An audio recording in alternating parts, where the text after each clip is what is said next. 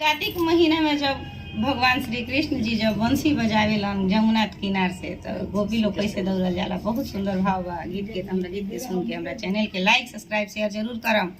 Comment box में बताएं कि कैसा लागल है ठाकुर जी के हमर भजन। गीत गा गा के कार्तिक ने है के बा कार्तिक के महीना के गीते ह। अरे बंसिया जोड़